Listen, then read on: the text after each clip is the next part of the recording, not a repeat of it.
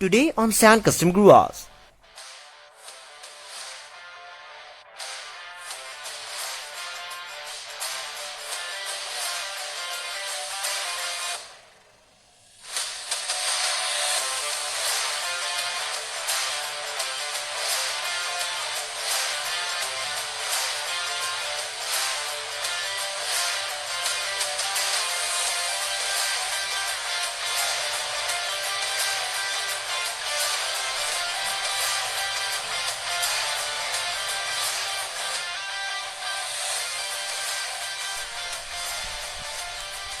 Hello guys and welcome back to Sand Custom गुराज once again. So काफी लोगों ने एक्चुअली नोटिस किया होगा कि चैनल पे फिर से वीडियोस नहीं आ रहा है और इसका रीजन क्या है। वेल उसका रीजन मैंने कम्युनिटी पोस्ट में ऑलरेडी बता दिया था कि मेरी पर्सनल स्टफ पूरी तरह से कंप्लीट हो चुका है, लेकिन अब मैं दो नए प्रोजेक्ट्स पे काम कर रहा हूँ, जो कि वेल एक वाली जो कार है, मैं उस रेड कलर की 67 मस्टैंग कूप की बात कर रहा हूँ। वो वाली कार मैंने पहले तैयार किया था, लेकिन अब मैं बस उसमें थोड़ी बहुत डिटेलिंग कर रहा हूँ ताकि वो कार पहले से ज़्यादा बेटर दिखे और ज़्यादा यूनिक दिखे। लेकिन जो दूसरी वाली कार था, जो कि जब मैंने आप लोगों को कम्युनिटी पोस्ट में जब मैं लोग कार दिखा रहा, तो बस कार एक फ्रेम जैसा दिख रहा था और कुछ भी नहीं था, पूरा मतलब एक कंप्लीट नया प्रोजेक्ट था। वो कार है the Hindustan Contessa, of course the legendary car of India. So कुछ हफ्ते पहले मैंने एक वीडियो बनाया था और उसमें मैंने आपको ये कहा था कि मेरी जो पुरानी हिंदुस्तान कॉन्टेसा था, जो कि मैंने 2019 में बनाया था शायद, और पिछले साल को मैंने कार में एक कंप्लीट मेकओवर भी किया था। मैं उस कार में एक और मेकओवर करने की सोच रहा हूँ, क्योंकि मैंने उस कार को मस्टैंग की तरह बनाने की कोशिश किया था और उसी चक्कर में मैंने कार को एक्चुअली में ख़राब कर दिया। बट कार का जो स्टाइलिंग था वो ओरिजिनल कॉन्टेसा से काफ़ी डिफरेंट हो गया और वो चीज़ मुझे कुछ खास पसंद नहीं आया, क्योंकि कॉन्टेसा एक लेजेंडरी कार है और एक कॉन्टेसा को अगर हम मस्टैंग में कन्वर्ट करने की कोशिश करेंगे तो वो कभी भी परफेक्ट नहीं दिखेगा, बल्कि एक मस्टैंग की अगली रेप्लिका जैसी दिखेगा। वेल जो बड़ी बड़ी मॉडिफिकेशन है जो बॉडी को कम्प्लीटली कन्वर्ट कर देते, उन सब मॉडिफिकेशन के बाद कार अच्छी दिखती है, लेकिन ओरिजिनल कॉन्टेसा के स्टाइलिंग को रखकर ही उसे मस्टैंग जैसे बनाया नहीं जा सकता। सो बेसिकली वो पूरा प्रोजेक्ट ही एक अजीब प्रोजेक्ट था। सो इसीलिए मैंने उस कार को कम्प्लीटली मेकओवर करने की सोचा था ताकि वो कार फिर से कॉन्टेसा जैसी दिखे। लेकिन सबसे बड़ी प्रॉब्लम यह था कि उस कार में पहले से ही काफ़ी बार मेकओवर डन हो चुका है। मैंने कार 2019 में बनाया था और फिर उसके बाद फिर 2020 के शुरू तक जब मैंने कार को मस्टैंग में कन्वर्ट करने की कोशिश किया था, कार में से बहुत सारे पैनल्स वगैरह काट दिया गया था, बहुत कुछ मॉडिफिकेशन किया गया था। तो इसलिए उस कार पर एक और बार फिर से मेकओवर करने का कोई मतलब ही नहीं था, क्योंकि अगर मैं उसे फिर से मेकओवर करता तो वो बिल्कुल भी परफेक्ट नहीं दिखता।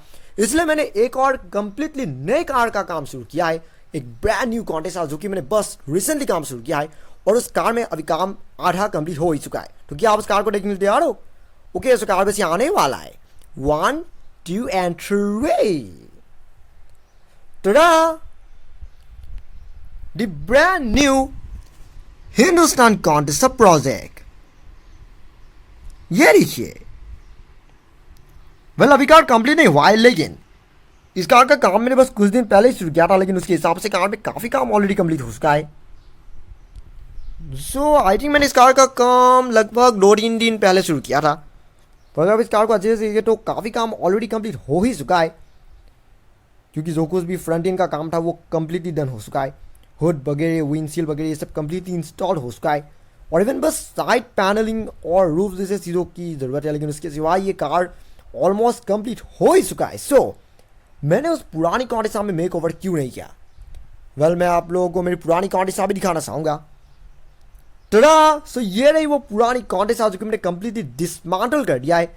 अब ये देखने में बिल्कुल एक स्क्रैप हो चुकी कार जैसी दिख रही है, क्योंकि मैंने कार से सारे पैनल्स निकाल दिया। और इवन मैं एक्चुअली में मैंने इससे पैनल इसलिए निकाला था क्योंकि मैं शुरुआत में तो इसी कार में ही मेकओवर करने वाला था, लेकिन अगर आप अब इन दोनों कार्स को आप अच्छी तरह से कंपेयर करके देखें तो आप लोग का साइज़ में एक बहुत बड़ी डिफरेंस नजर आएगा।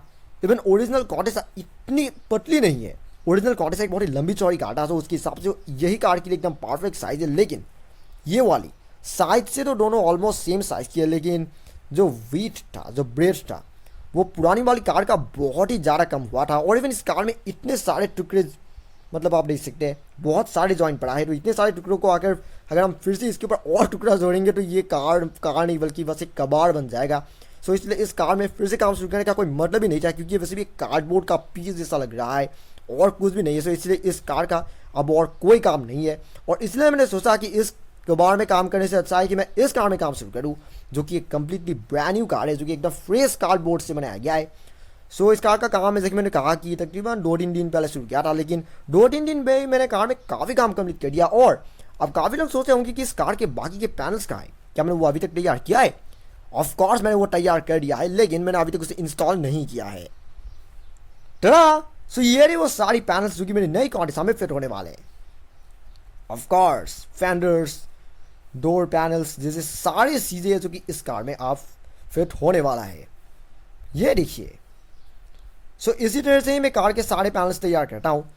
मैं आप लोगों को सारे पैनल्स दिखाना चाहूँगा। सो यहाँ पर सब कुछ इधर उधर हो गया है सारी चीज़ें, लेकिन चलिए मैं आप लोगों को ये पैनल्स दिखा देता हूँ।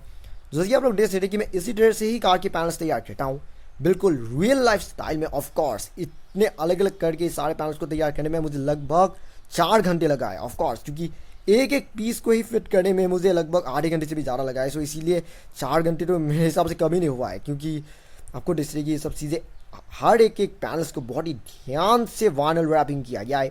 सो ये सब आर्ट पेपर की मदद से बनाया गया है, यानी कि जिनमें लोग आर्ट वगैरह करते हैं, पेंटिंग बनाते हैं, मैंने उन पेपर से ही इन पैनल्स को तैयार किया है। क्योंकि मैंने कार्डबोर्ड इसलिए यूज़ नहीं किया है क्योंकि जो मेन फ्रेम है वो तो वैसे भी कार्डबोर्ड है। सो इसलिए मैं अगर बाकी के पैनल्स को भी कार्डबोर्ड से बना दूंगा तो ये कार्ड बिल्कुल भी परफेक्ट नहीं दिखेगा। और इसीलिए मैंने क्या किया कि जो बाकी की जो एक्स्ट्रा पैनल्स है मैंने उसे आर्ट पेपर से तैयार किया है। यही चीज़ मैंने सारे प्रोजेक्ट्स में किया है। जो मैंने आप लोगों को वो 67 की मास्टरलाइन दिखाया था, उस कार को भी मैंने बिल्कुल इसी टेक्निक में तैयार किया था। तो अब इस कार को देखकर आप लोग समझ रहे होंगे कि मैं कार्स को एक्चुअली में कैसे तैयार करता हूँ। यही वो टेक्निक है जिससे मैं बिल्कुल एक्यूरेट दिखने वाली स्केल मॉडल्स को तैयार करता हूँ। अब जब ये कार पूरी तरह से कंप्लीट हो जाएगा तो कोई भी नहीं कह पाएगा कि इस कार को हैंडमेड किया गया है। इवन मैं ये चीज़ यकीनन कह सकता हूँ कि जब ये कार पूरी तरह से कंप्लीट हो जाएगा उसके बाद ये कम्प्लीटली एक एक्चुअल डाइकेस्ट मॉडल की तरह ही दिखेगा, क्योंकि इसकी कलर देखे तो कलर बहुत ही अच्छी कलर है। मैंने आज तक सिल्वर कलर की वाइनिल रैपिंग कभी भी नहीं किया रहा, ये सबसे पहली बार मैं कर रहा हूँ। और इवन सिल्वर कलर की वाइनिल रैपिंग करने की वजह से अब कार काफ़ी बेटर दिख रही है और इवन कार में एक बहुत ही एलिगेंस लुक आ जाएगा। यही कार के फाइनल लुक नहीं है, कार में और भी काफ़ी कुछ मॉडिफिकेशन होने वाले हैं, उसकी कार के पूरी तरह से कंप्लीट हो जाने के बाद होगा। और इस पुरानी कार का अब मैं क्या करूँगा वो मुझे नहीं पता, क्योंकि मैंने इस कार को कम्प्लीटली डिसमेंटल कर दिया है और अब इस कार में फिर से काम शुरू करने का भी मैंने सोचा नहीं है। हो सकता है कि आने वाले फ्यूचर में मैं इस कार में भी कुछ करूँ, लेकिन मुझे नहीं लगता कि मैं इसमें कुछ भी करने की सोच रहा हूँ। ये पूरा कार्डबोर्ड है और एक ऐसे कार में काम करने का कोई मतलब नहीं है, यानी कि जो कुछ भी मजबूती है इस कार में आप थोड़ा सा भी नहीं बसा है। लेकिन ये कार जो कि एकदम फ्रेश कार्डबोर्ड से बना है, सो इसलिए इस कार का मजबूती और इस कार का मजबूती दोनों में काफ़ी बड़ी डिफरेंस है। सो इसीलिए मेरे ख्याल से अगर हम इस कार में काम नहीं करेंगे तो वो ज़्यादा बेटर होगा। सो इस कार को कंप्लीट होने में और ज़्यादा वक्त नहीं लगेगा और मेरे ख्याल से लगभग और 2-3 दिन, लेकिन उससे ज़्यादा नहीं लगेगा क्योंकि ये कार पहले से ही कंप्लीट हो चुका है, यानी कि बहुत सारे काम ऑलरेडी कंप्लीट हो ही चुका है। बस ये सब चीज़ें इंस्टॉल करना बाकी है और बाकी विंडोज़ जैसे चीज़ों को डन करना है और फिर उसके बाद ये कार पूरी तरह से कमाल ही रहेगा। व्हील्स तो ये वाले व्हील्स ही लगने वाले, यानी कि इस कार में जब मैंने व्हील्स फिट किया था वही व्हील्स ही लगने वाले। और कार के जो कुछ भी एक्स्ट्रा एक्सेसरीज वगैरह था, यानी कि आपको याद ही होगा कि इस पुरानी वाली व्हाइट कलर की कॉन्टेस्ट में जिसमें ब्लू कलर की स्ट्राइविंग था, काफ़ी सारे पार्ट्स था और मैंने उन सारे पार्ट्स को निकाल दिया है और जो कुछ भी यूजेबल पार्ट्स है वो मैं अपने दूसरे प्रोजेक्ट में यूज़ करने वाला हूँ। लेकिन जो पार्ट्स जैसे कि बम्पर चीज़ें जो कि बहुत ही पुरानी हो चुकी है, सो इसीलिए उन चीज़ को आप रीयूज़ नहीं किया जा सकता। लेकिन हेडलाइट्स और टेल लाइट जैसी चीज़ें क्योंकि अच्छी कंडीशन में है, सो ये सब चीज़ें यूज़ होने वाले हैं। और मैंने उस मस्टैंग वाली ग्रिल का क्या किया, क्योंकि आप लोगों को याद ही होगा कि इस कार में एक मस्टैंग की ग्रिल था, उसे मैंने क्या किया वो मैं आप लोगों को नेक्स्ट वीडियो में बताऊंगा।